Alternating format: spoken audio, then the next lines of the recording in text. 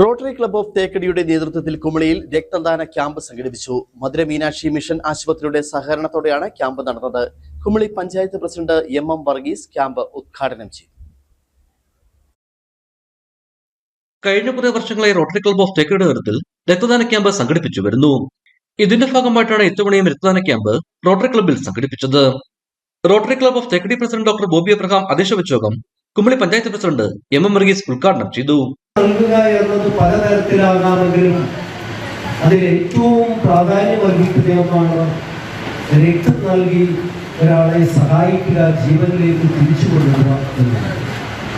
പ്രധാനമായും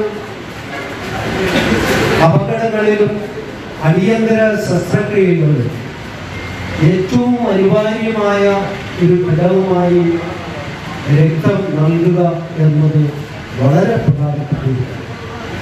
രക്തദാനത്തിന്റെ ആവശ്യകതയെക്കുറിച്ച് അദ്ദേഹം വിശദീകരിച്ചു. മധുര മീനാക്ഷി മിഷൻ ആശുപത്രിയുടെ നേതൃത്വത്തിൽ റോട്ടറി ക്ലബിന് ആദരവ് നൽകി. ഇതിനു പുറമെ കഴിഞ്ഞ വർഷത്തെ മോട്ടിവേറ്ററായി തെരഞ്ഞെടുത്ത പ്രോഗ്രാം കൺവീനർ വിമൽ ഫിലിപ്പിനെയും ആദരിച്ചു. യോഗത്തിൽ Chakkuvallam panchayat vice president Shan Joseph, Rotarian അംഗങ്ങളായ സുരേഷ് ഡി, സുഭാഷ് ജോസഫ്, ബാബു ഏലിയാസ്, എബിൻ ജോസഫ് എന്നിവർ സംസാരിച്ചു. ഇടുക്കി വിഷൻ, കുമളി.